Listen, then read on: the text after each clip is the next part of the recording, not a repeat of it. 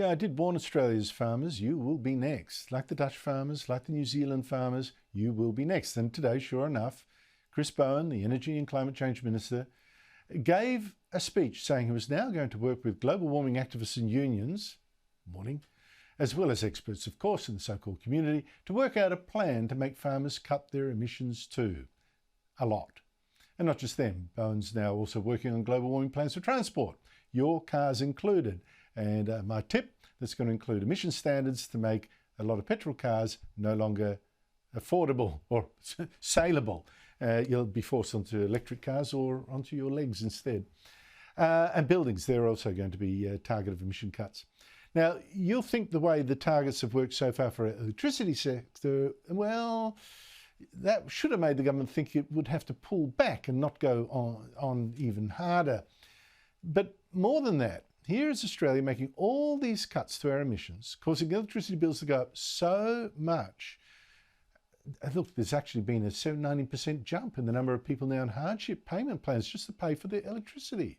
All this pain, all these billions spent, billions, when the difference will make to the climate is virtually nothing. And that's actually the verdict of the former chief scientist himself, Dr. Alan Finkel, as well as an objective truth. We're just too small.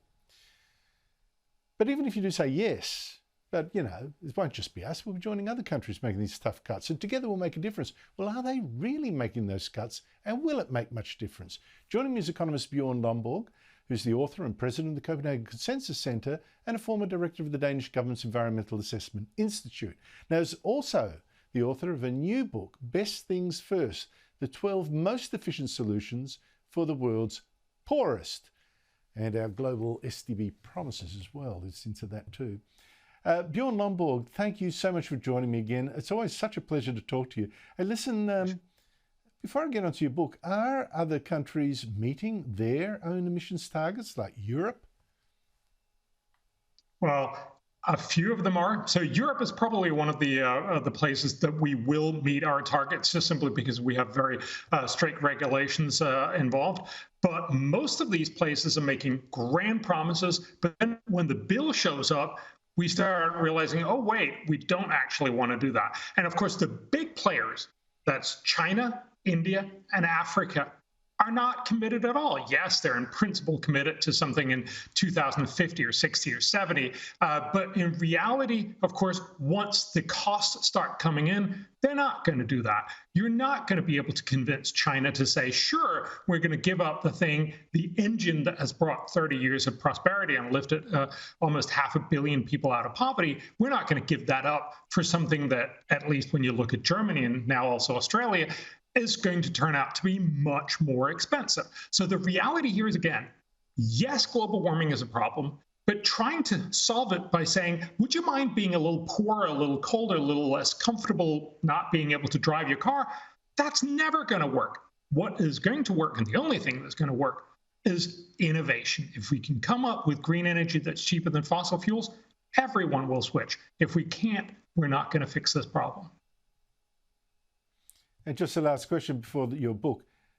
Australia on its own clearly is not, it's going to make about zero difference to the climate. Yes. What difference would the whole world make if they made the cuts they promised, say, the Copenhagen Accord or whatever? What difference would it make?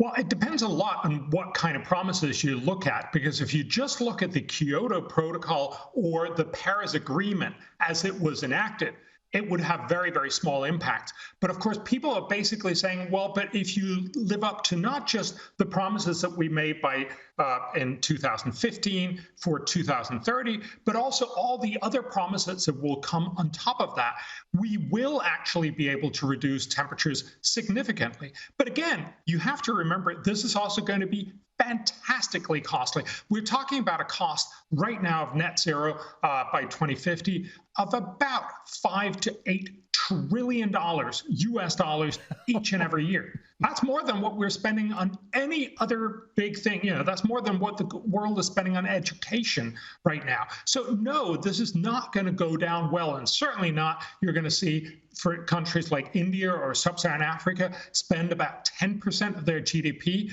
on cutting carbon emissions, when what they want is to lift their populations out of poverty. So again, we can do something, But the only realistic way we're really going to achieve this is by making sure we get innovation. If we can make green energy cheaper, and remember, this is a little bit what the Americans did inadvertently with fracking. They made a greener, not green, but greener technology, namely gas, much cheaper through fracking. And that was why the US switched a lot of their emissions from coal to gas, and that almost that halves about your emissions. That's why the US has cut more CO2 over the last decade. This is not because of Obama, not because of Trump, but because of fracking mostly.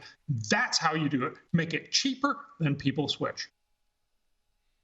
And that's even leaving aside the argument, and it is an argument, whether a little warmth is going to be better for us, in fact, and not necessarily net a bad thing. Now, Bjorn, you mentioned this fantastic cost of doing these cuts, trillions and trillions of dollars every year. But your book suggests that actually we could save a lot of more lives, many more lives, just by doing very small, much cheaper things. One of the things I was struck by, you mentioned, I thought this, was a disease that we'd conquered. Remember the Brontes being felled by tuberculosis, the whole family almost. But we still have 1.5 million people die every year for this easily preventable disease.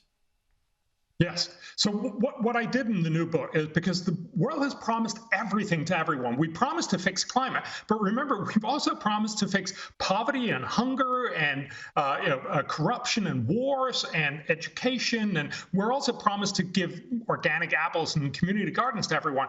All of these promises called the Sustainable Development Goals. This is something Australia, the US, every other country in the world have signed up to. We're bound to deliver this in 2030, and we're nowhere near actually achieving it. We're failing badly. And so what we're trying to do is to say, well, look, if we're not going to manage to do everything, why don't we do the smartest stuff first? And one of the things, as you mentioned, is tuberculosis. It's actually the biggest infectious disease killer. Yes, COVID took away that place in 2020 and 2021, but already last year, tuberculosis killed more people than COVID. Yet most people in the rich world haven't heard about it because we fixed this more than half a century ago for rich people.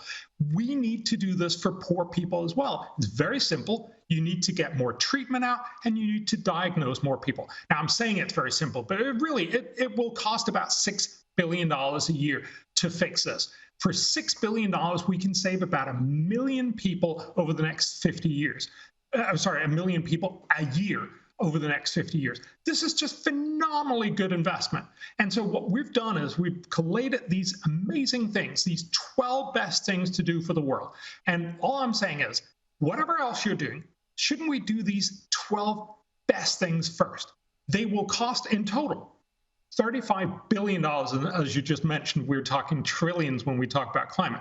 $35 billion is really a rounding error for most international conversation. $35 billion a year could save 4.2 million lives each and every year. And it could make the poor part of the world $1.1 trillion richer, better off each and every year.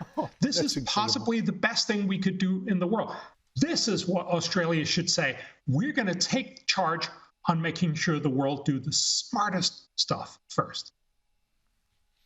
Yeah, but Bjorn, doing that does not feed the hunger to actually make capitalism the enemy, right? Doesn't say, oh, capitalism, industrialization, that's the biggie. That's what global warming does. But fixing TB actually says that capitalism can save people. So I don't know that's going to take off. But I think you're absolutely right, because the figures you give are shocking. Read the book, people. Bjorn Lomborg, thank you so much indeed for your time. Really appreciate talking to you.